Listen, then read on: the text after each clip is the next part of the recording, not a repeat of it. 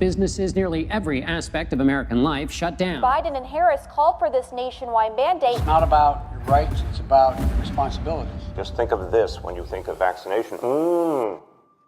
This is not about freedom or personal choice. New pandemic restrictions are coming into effect tonight. Put into practice the 15 days to slow the spread. A statewide order for people to stay at home. To get into these venues, they include bars, restaurants, nightclubs, conference centers. For domestic travel, for interstate travel, for planes, trains, interstate buses. Mr. Rodney Howard-Browne is accused of defiantly leading two heavily attended church services. Mayor Michael Hancock told residents of his city to skip large Thanksgiving dinners. Restaurants must close up their dining rooms by 10 p.m. Use lockdowns to get people vaccinated. New York City schools, the largest in the nation, on the brink of shutting down. The Pentagon says it will not give back pay to military members who refuse to get the COVID-19 vaccine. There will be a civil fine and mandatory closure for any business that is not in compliance. Now is the time to do what you're told.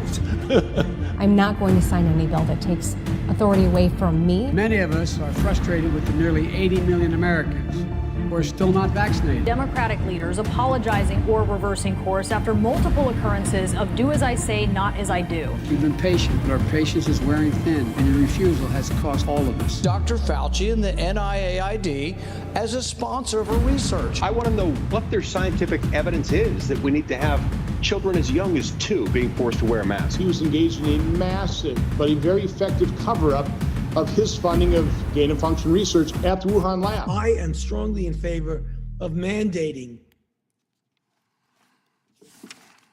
Now recognize myself for an opening statement. I thank our witnesses for being here today. The government response to the COVID-19 pandemic triggered some of the most aggressive usurpations of freedom present-day Americans have experienced.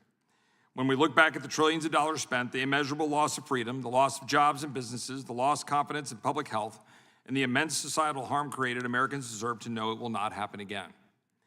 Every level of government, federal, state, and local, to some degree took part in this attack on the liberty of the American people. And corporate America, academia, and the media were happy to oblige. An apology, if we are lucky to get one, does not change the fact that the effects of COVID-19 tyranny are permanent if we don't act to change them. I will remind both my Democrat and Republican colleagues that the liberties reflected in our Constitution are not optional, and as a general matter should not be suspended for political expediency nor times of crises. In fact, the Constitution was written to constrain the power of government and secure liberty that the founders knew would be challenged specifically in those times of crises. On March 16, 2020, the Trump administration announced, quote, 15 days to slow the spread.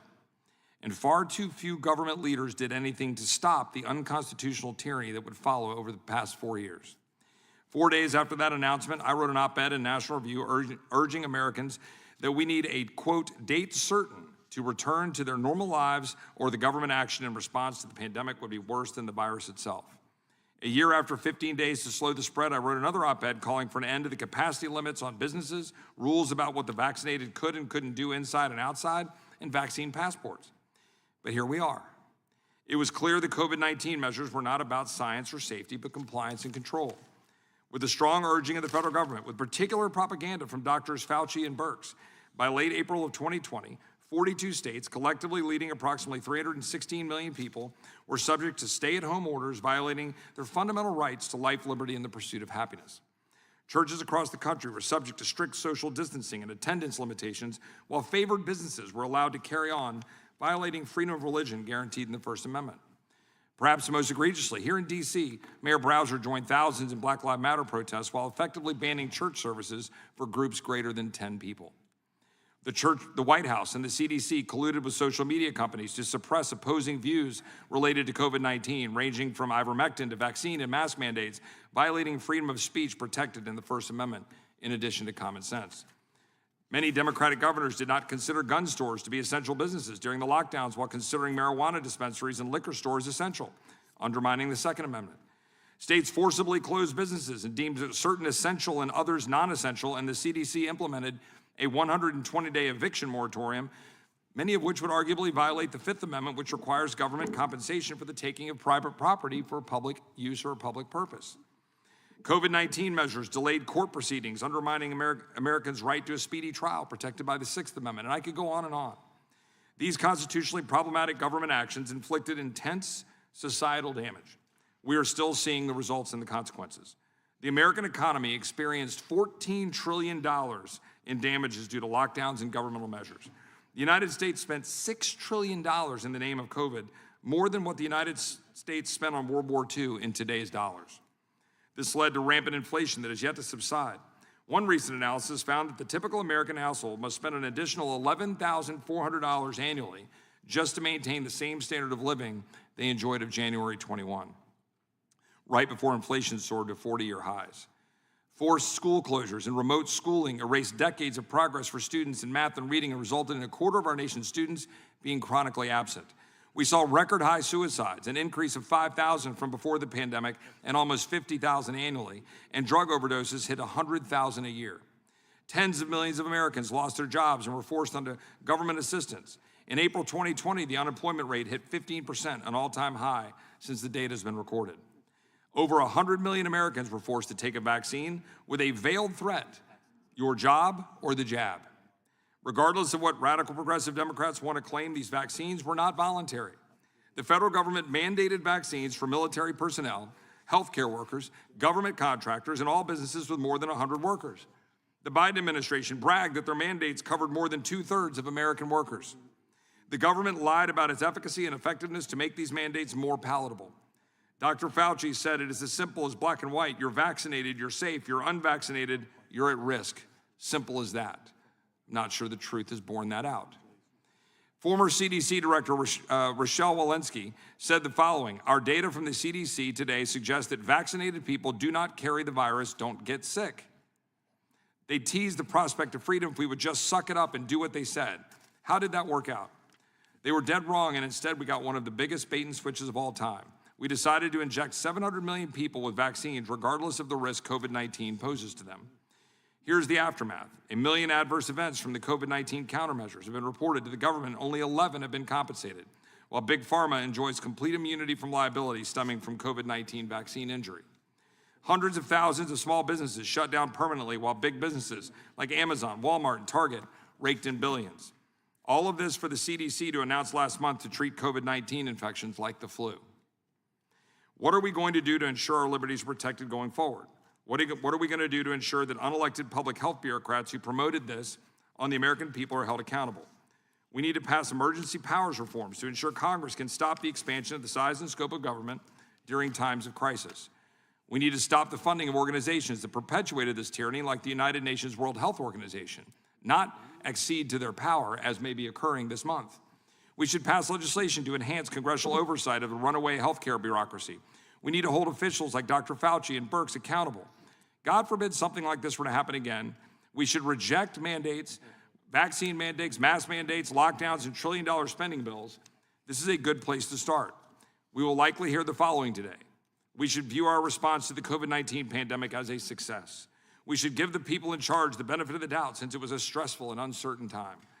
Sure, there are things we can improve upon for the next pandemic, but freedom is just one factor in the many complicated case-by-case calculations governments must make. Ignore all of this. Our rights are not to be negotiated. No matter how much they try to change the subject or rewrite history, we should never forget what they did to us. We must not be the victim of another government science experiment ever again. And that's exactly why we're here today. And I appreciate the witnesses for being here. And I will now recognize the ranking member, the gentlewoman from Pennsylvania, Ms. Scanlon, for her opening statement. Thank you, Mr. Chairman.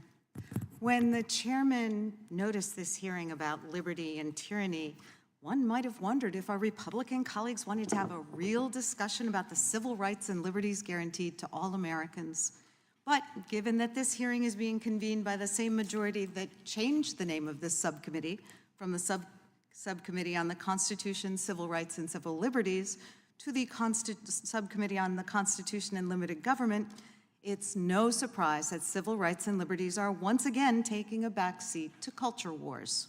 Because you can't have a hearing on liberty without mentioning one of the most important civil liberties issues facing our country today: a woman's freedom to make existential decisions about her own health care without the meddling of politicians.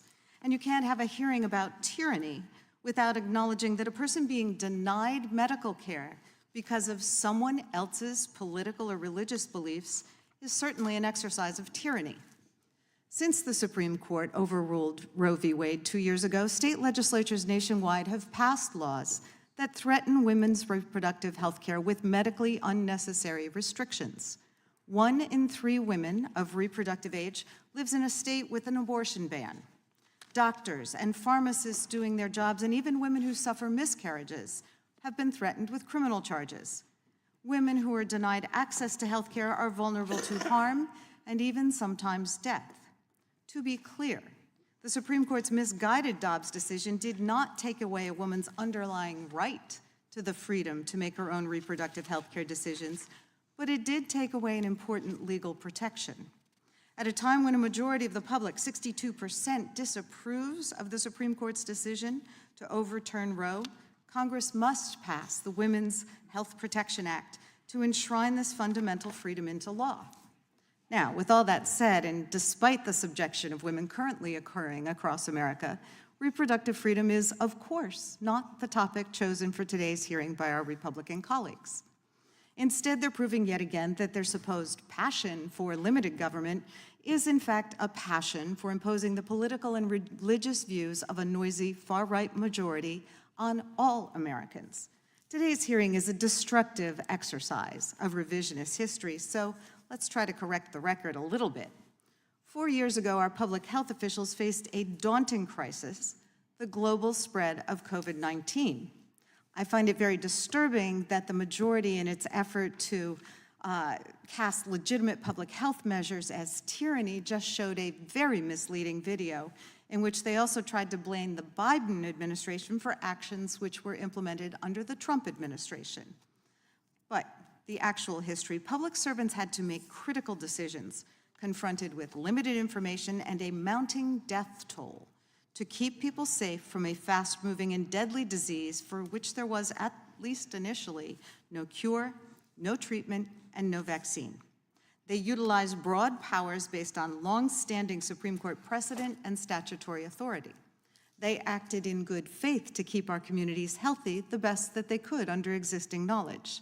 Yet it's these very efforts to keep people safe that our MAGA colleagues want to paint as tyrannical here today. It is a deeply cynical view of government that I wholeheartedly reject. For 2 centuries, courts have recognized that the states possess significant general police power under the Constitution to respond to public health threats. Of course, the Constitution commands that individual rights must be protected, even in an emergency, and rightly so. Yet courts have also recognized that even a fundamental constitutional right is not absolute. It's important to recognize that the idea of freedom espoused by our founders is not, as some of our colleagues suggest, a right completely devoid of personal responsibility. From experience in my own community, I know that our public health leaders' decisions, especially early on in the pandemic, saved countless lives. Because during a public health emergency, individual decisions are not isolated. They affect other people. While one person might be willing to risk illness or death in exchange for going without a mask or a vaccine, not everyone is. And people can suffer when their fellow Americans make irresponsible choices. When our framers gathered in Philadelphia to write the Constitution, they were explicit about the purposes of that founding document, which included promoting the general welfare. But how can we do that if our leaders don't embrace basic steps to keep people safe and healthy in extraordinary circumstances? Which is, I'll add, something our government's done throughout our nation's history. George Washington mandated smallpox inoculations for all Continental soldiers in 1777. In 1918, Dwight Eisenhower, then commanding the Army's Tank Corps at Camp Golt in Pennsylvania, in Gettysburg, successfully controlled the influenza epidemic among his troops by employing familiar strategies like quarantining, masking, disinfecting, ventilating, and making sure that everyone was up to date on their vaccines. That experience informed his later advocacy as president to vaccinate all Americans to eradicate polio. We could have used this hearing today to seriously discuss how best to protect our national public health against future pandemics. That includes how to best strike a balance between safeguarding individual rights and ensuring the public good. Instead, our Republican colleagues want to rehash old culture wars and sow mistrust in public health. And they're giving a platform to vaccine skeptics to peddle more dangerous conspiracy theories and public health misinformation. We're already seeing the insidious effects of vaccine skepticism as infectious and serious diseases we once thought were contained, like measles, are spreading again, especially among school children. With this hearing today, our MAGA Republican colleagues are once again trying to force their bleak and divisive vision of our country on everyone. It's a vision where congressional power is wielded to intimidate public servants, reject the common good, and abandon our most vulnerable fellow Americans. It's not responsible governance. It's not government at all. Americans deserve so much better. I yield back. I thank the gentlelady from Pennsylvania. I now recognize the chairman of the full committee, Mr. Jordan, for his opening statement. I thank the chairman and for having this hearing.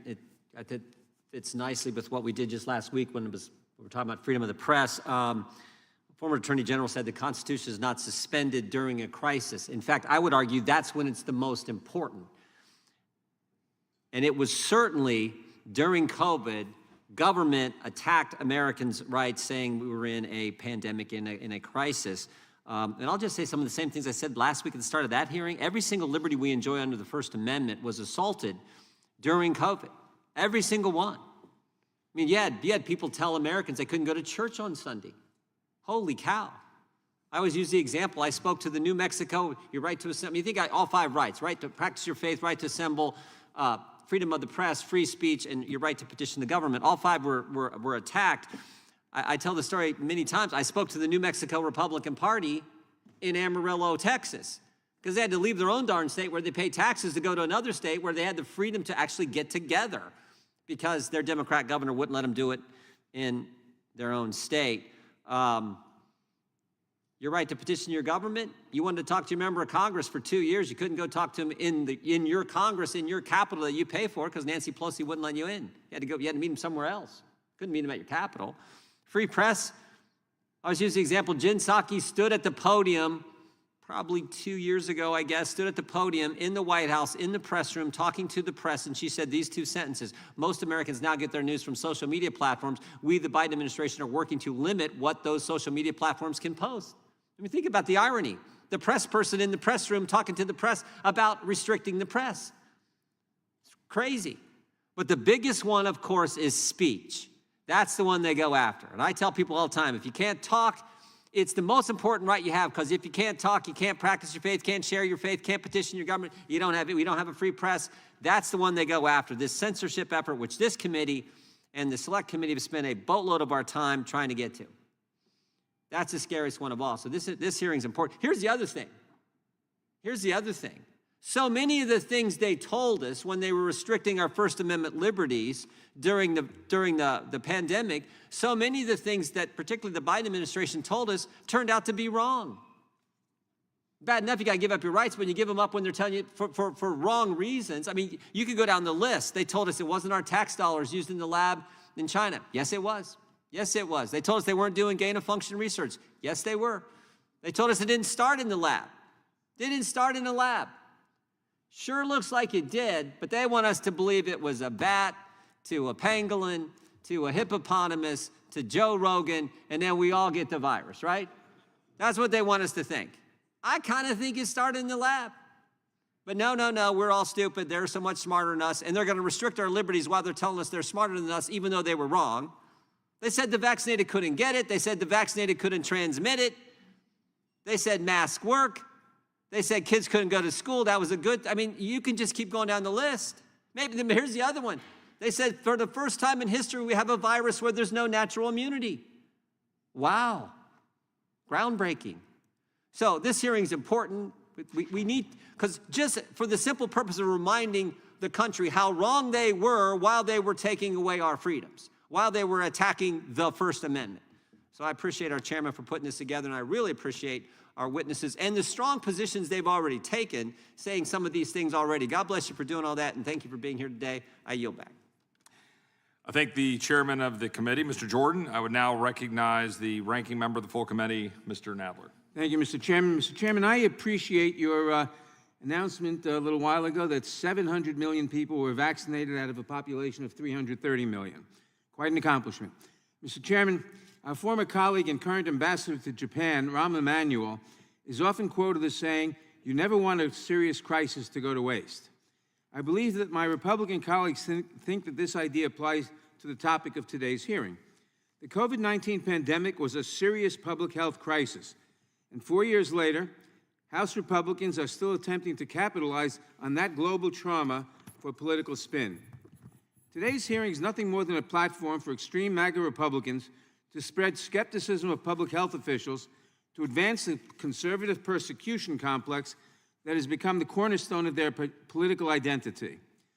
Any reasonable reading of the facts from that time makes it clear that this portrayal is a bogus, politically motivated hit job. Public health officials at the local, state, and federal levels are dedicated public servants who at the time had to act on the limited information available in response to a nationwide public health crisis. The facts demonstrate that they took reasoned, good faith actions in response to an infectious disease that even to this day quite literally continues to evolve. I would note, however, that the House Judiciary Committee has no expertise on matters of public health policy or medical science.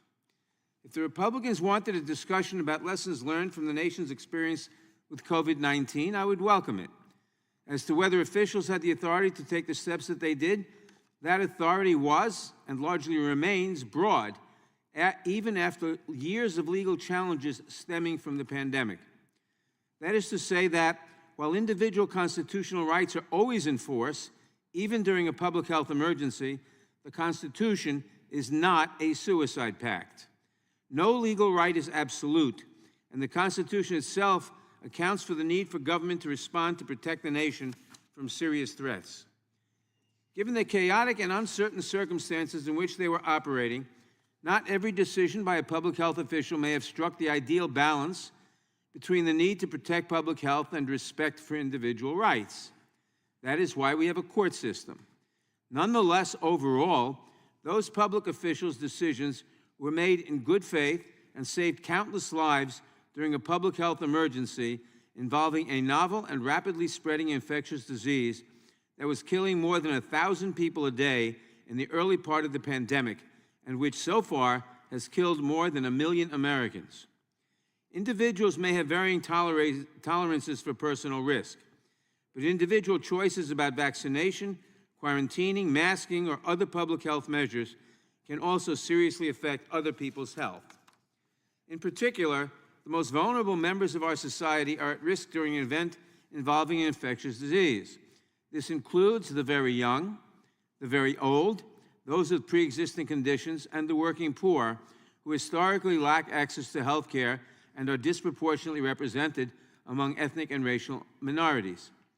According to the apparent viewpoint of extreme MAGA Republicans, the government should have done nothing during the pandemic to protect the public, while vulnerable Americans were left to fend for themselves. That is not my idea of freedom. This apparent callousness demonstrates that, for some of our colleagues, public health policy is just another angle from which to cast government officials as power-hungry bureaucrats to suit their narrow political interests, no matter what the facts may be. But while the MAGA Republicans may think that a revisionist hearing like this, relitigating the government response to the COVID-19 pandemic to recast it as a tyrannical power grab, is a political winner, there is in fact no winner. Instead, the American people will lose. Politicizing public health policy has real consequences for the American people, even outside of a once-in-a-century pandemic. One must look no further than the impact that vaccine skepticism has had on the spread of infectious diseases that we once thought contained, but that are now spreading again because of people like Dr. Ladabo, who tell us myths about vaccines. I would just write today's hearing off as yet another MAGA extremist rant, were it not for the corrosive impact on Americans' trust in public health officials. The American public deserves better than this hearing. I thank the witnesses, and I yield back. 1,000 American children were saved from death, and over 322 million cases of childhood illnesses were prevented due to vaccination. The American Academy of Pediatrics states that most childhood vaccines are 90 to 99% effective in preventing diseases. I think it's been so long that we've lived with children being able to go outside and play, being able to run, being able to have a fulfilling life, that we ignore what it was like before we had vaccines, what it was like for children who were struck with polio, what the threats were for their families, the fear, the concern. We've been able to have a flourishing life in the United States because of vaccines. They do work, they are safe, they are efficacious, and that doesn't mean that there aren't sometimes adverse results. The same could be said with seat belts. We understand the importance of there being seat belts. Does that mean that there are times in which a life might not be saved due to seat belts? Sometimes that is the case, but we know overwhelmingly millions upon Americans have been saved by seat belts and regulations that people use them. Yeah, I think it kind of brings us back to one of the things I spoke about in my opening remarks, which is that freedoms have consequences. So if you want to exercise a freedom not to get a vaccination, then that may impact your ability to decide where you're going to work or what educational opportunities your children will have, or whether you can attend church or other things when we're in the midst of a public health crisis. I mean, we've heard some really extreme examples. Yes, in my community, there were restrictions on public gatherings, but people adapted. You know, we still have more people attending the virtual church ceremony at my church than attending in person. People had services outside. Schools adapted to online learning and implemented mask mandates. So these weren't complete restrictions on people's lives, and it's a little bit disingenuous to suggest that there weren't workarounds. Was there something you wanted to add? Yeah, well, Americans adapted because they were compassionate. They cared about their neighbors, they cared about their family members, and for that reason, they did adapt. There were people, many of us, who suffered something during that time. My daughter was being educated in Europe during that time. It was a time in which I had to see her by looking on a screen in order to be with my daughter, because the restrictions also included travel. But I cared about her health. I cared about her safety. I wanted her to be safe, and so that was an adaptation, and many people made them, and we've been able to come to a space where we could have a hearing such as this, where it looks like almost everyone in this room is unmasked. Okay. You did mention the fact that sometimes public health imperatives or lack of imperatives are visited most harshly upon our most vulnerable people. One of the concerns during the COVID crisis was that people who were particularly vulnerable to that virus could die if their neighbors didn't observe mask mandates or vaccination requirements. Isn't that the baseline purpose of public health requirements? And that remains the case today. There remains individuals who are vulnerable, who are immunologically vulnerable, and who have to guard their health. One of the things that we learned during COVID is that families that had members who were anti-vaccination, who did not believe in COVID, experienced the deaths of those relatives. There were families that learned from that kind of rhetoric. At the end of the day, what we want to do is to be able to preserve and protect as much life as possible. And at the same time, it is important that we understand civil liberties, civil rights, and how they are balanced out. And we could have that conversation. And I think one example is with Casey Hickox, and we could talk about in the Maine case. Thank you. I thank the ranking member. I will now recognize Mr. Fry, the gentleman from South Carolina. Thank you, Mr. Chairman, for having this hearing today. I think it's really important. We've examined a lot of ways in which COVID-19 was used against the American people, that bureaucratic processes were put in place to restrict the freedom of movement and freedoms in general for the American people. But I want to highlight something that I think is very essential to the preservation of our republic, and that's the right to vote. During COVID-19, processes by unelected bureaucrats were put into place to restrict the right of people to vote freely, that things were changed contrary to a state legislature, that secretaries of state were allowed to do things within their state to change the way in which people voted. And of course, a lot of that has been challenged And despite, and quite frankly, when you look at what was changed, this was despite public health officials saying that in-person voting was completely safe. So, Ms. Dillon, I want to turn to you. To what extent did COVID-19 serve to change the election processes in this country in the lead up to the election? Well, thank you for the question, Congressman. COVID-19 was used as an excuse by mainly Democrat lawmakers to one-way ratchet down the election integrity that we enjoy as Americans. For example, you just referred to the way that voting should be safe. Well, if masks worked and social distancing worked and we were all required to observe those measures, why couldn't we have voted in person using those measures just like we all went to the grocery stores and did our other business that way? It is the fact that in combination with the fact that we have unclean voter rolls in the United States, combine that with all mail voting, and you suddenly have a system where there are millions of unaccounted ballots floating around and not tied to voters who are entitled to vote. And unfortunately, many states, right and left, red and blue, used those COVID restrictions, used the COVID restrictions as a cover to change those laws. And now that COVID is effectively over, as it was pointed out, none of us are wearing masks here today, which, by the way, the paper masks don't work anyway.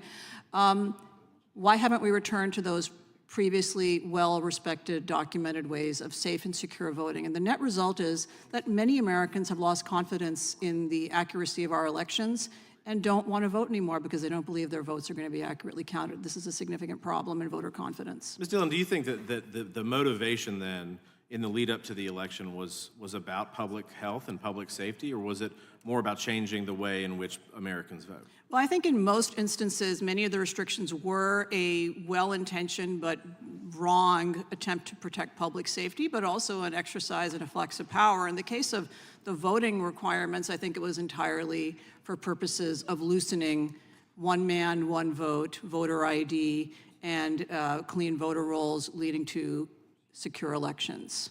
What do you think are the long-term effects of those changes on American elections? Well, as a volunteer political figure in my state and nationally, what I have heard from thousands of Americans is that they believe as a result of the crazy rules or suspension of rules we saw in 2020, including citizens not being allowed to exercise their constitutional right to observe the counting of ballots, counting taking place outside the views of cameras, no security that we're normally entitled to, ballots showing up, suspension of the enforcement of laws, including laws regarding ballot harvesting, regarding drop boxes and so forth, that many Americans don't think their vote counts anymore. That's a very big problem for our country. And at the same time, the bigger problem, of course, is that the elections are not necessarily accurate when you don't have one man, one vote, when you have literally tens of thousands of ballots delivered from California to other states, and some people voting those ballots. Ms. Dillon, how do you think Congress can work to one, prevent that from ever happening again, but two, to be part of the solution to roll back some of those policies? Because again, I agree with you, and in fact, some cases, Trump v. Booker in Pennsylvania, some courts have come in and stepped in and said that these secretaries of state, that these boards of elections have stepped too far. So to what extent can Congress lend to fix this problem, to make sure that it never happens again, and that we enhance that right to vote for all Americans? Well, for the most part, sir, I actually believe that Congress should stay out of it. And H.R. 1 and other rules like that should be rejected by right-thinking people. But to the extent that Congress participates in federal elections and funds them, they should insist that the money goes to states that honor laws. We have a couple of federal laws on the books, Help America Vote Act, and other restrictions. And I think that we need to make sure that states should not spam the entire populace with ballots that aren't attached to legitimate voters like we see in California. We have, in fact, Los Angeles County in 2017 was found to have over 1 million people on the voter rolls who were not entitled to vote. They were dead, duplicates, moved, et cetera. This is wrong. Thank you for that. Mr. Chairman, I yield back. The gentlelady Yeah, since we've moved from vaccine conspiracies to voting conspiracies, I just want to have unanimous consent to introduce an article entitled "Trump Politicized Mail-in Voting in 2020, but it came to Pennsylvania with strong Republican support." Without objection. Thank you. I recognize the gentleman from Texas, Mr. Hunt. Thank you, Mr. Chairman. My colleagues on the left keep telling me about how Donald Trump is a fascist and how they think he's the next Mussolini. And what we experienced during the pandemic from Democrat governors and local leaders with their hypocritical and unscientific policies is the closest thing you'll ever see to fascism in the history of this country. They told us to stay in our homes. They told us not to go to church. They told us not to attend funerals and only leave our homes for what they deemed to be essential travel. And when we rightly questioned the efficacy of their decrees, they told us to trust the science. Well, I'm about to show you what real fascism looks like, and I'm about to show you what their science really looks like. During the pandemic, something struck me. People weren't allowed to use jogging or biking trails, even in my hometown of Houston, Texas. And speaking of Houston, our Democrat mayor ordered around 500 basketball nets removed from public courts because, God forbid, anyone have any fun outside to get essential vitamins and fresh air. Skate parks were filled with sand in California, so people couldn't play outside and, again, get fresh air. In Malibu, paddleboarders were arrested for the crime of paddleboarding alone in the middle of the ocean. However, one group of people were exempt from lockdowns, from mandates, and apparently from the virus itself. Now, I'm of the opinion that this group of people should have their blood tested because who knows? Maybe they had the cure before we had the vaccine. And I think you know what group I'm talking about. That's right, I am talking about the righteous George Floyd protesters. According to one political article, these protesters risked their health and their life for, quote, the health of our nation. And do you remember those same health professionals telling us to stay home or else you're gonna kill grandma? 1,000 of those same health professionals signed a letter saying, don't shut down protests using coronavirus concerns as an excuse. Interesting, as an excuse. People lost their jobs and their livelihood in this country because they chose not to take the vaccine. People weren't allowed into restaurants because they didn't show their vaccine papers, their vaccine card. Our schools were shut down and our children were sent home. The result? Youth suicide rates increased dramatically, and children lost years of education that they'll never get back. Dr. Ladapo, thank you for being here, sir. Yes or no, in your professional medical experience and Harvard education, as the Surgeon General of Florida, are Democrats and liberals immune to COVID-19? No, sir, to the best of my knowledge. A follow-up question to that. You set Florida's response to COVID-19, and how would you explain bodies not piling up in Los Angeles after the George Floyd protests?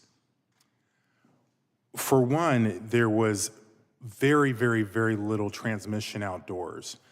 That was a major part.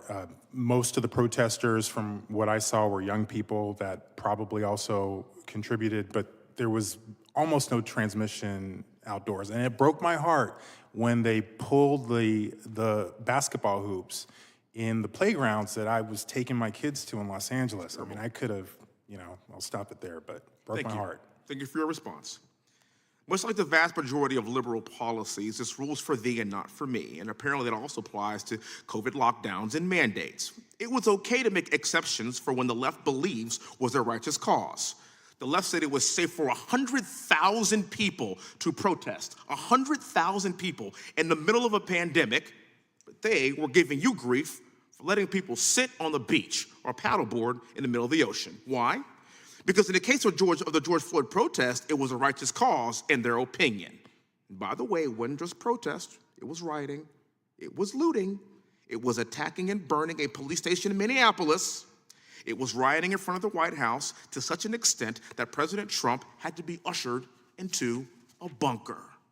And all this was acceptable because it was deemed righteous by the left. Speaking of righteous causes, let's take a look at Black Panther. I'm sorry, that's Kunta Kinte. I'm sorry, Nancy Pelosi, Wakanda forever.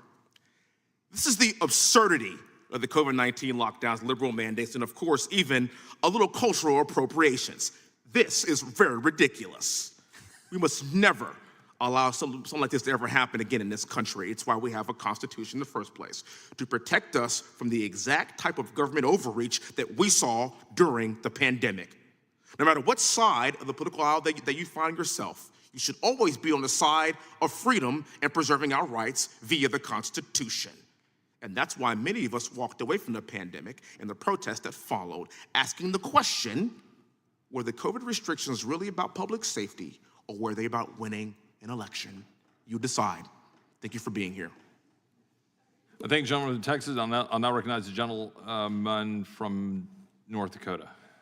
Thank you, Mr. Chairman. You know, I was going to ask a bunch of questions about strict scrutiny, rational basis, and all of those things, but eventually this all goes away. And I think I have at least a little bit of different take. I had 2 kids in 2 different school systems during COVID. And Dr. Ledopa, does COVID spread differently when you have to take half the kids out of a classroom and then let them all go to football practice together the same night? No, sir, it doesn't. And you can't wear a mask under a football helmet, but if you take your mask off in school, you will, at worst, get asked to put it on by a teacher in a different way. And more importantly, I mean, they could lose state funding, local funding if they do that. Does a mask work better in a classroom than on a football field? Turns out it works about the same in both settings. Is there a difference between Menards being open and a locally owned business?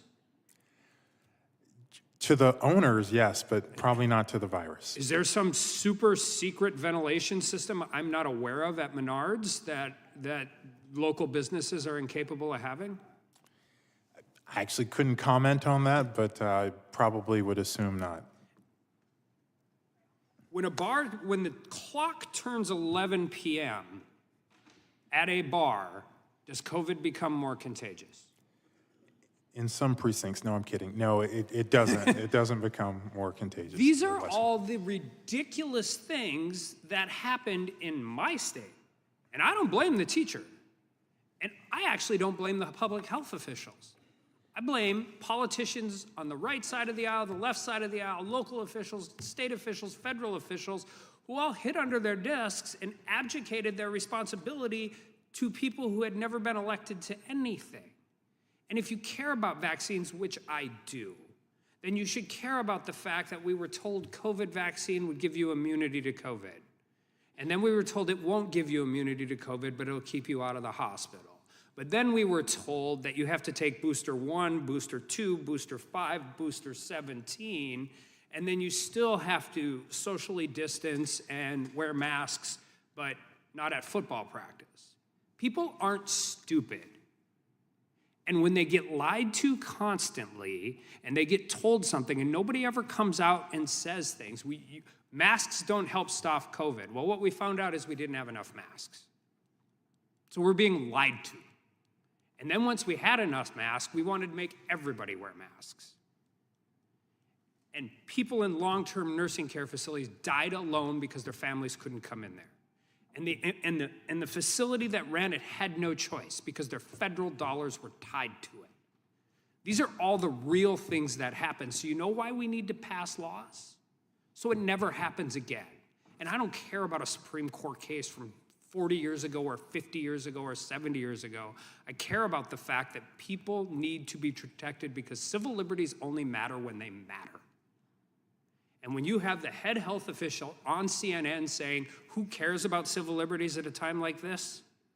Then you need your elected officials to stand up and say, we do. We do. Because that's the only time they matter. All the best free speech cases in front of the US Supreme Court are with undeniably bad people. All the best Fourth Amendment cases in front of the US Supreme Court, it's not a school teacher sitting next to the defense attorney when those cases are decided. It is because constitutional rights and civil liberties have to matter all the time. And they have to matter at our worst moments in time. Otherwise, they don't matter ever. And so as we walk through this, and I appreciate you all being here, and I appreciate from each side of this, but we can talk about strict scrutiny, a rational basis, or dealing with another case, but the world failed at COVID. And it wasn't the teacher, and it wasn't the restaurant owner, and it wasn't the small business owner. It was the people that got elected to represent people in times of crisis that hid under their desk and let somebody whose only job was medical make decisions that affected far more things than medical decisions. And also, I just think we didn't learn a whole lot about risk. And with that, and there's a difference between the front end of COVID and after about 6 weeks, and we made the most ridiculous decisions on behalf of our citizens, and we allowed them to happen, and people looked at it and they knew they were ridiculous. You know why people don't trust vaccines as much anymore? Because they got lied to about vaccines for 2 years straight. And if we care about smallpox, and if we care about all of those things, we should be held to account for that as a government. And with that, I yield back. I very much thank the gentleman from North Dakota, and I will recognize the gentlelady from Wyoming. Thank you, and thank you for being here today. Call me a bit of a skeptic when I hear the Democrats talk about this.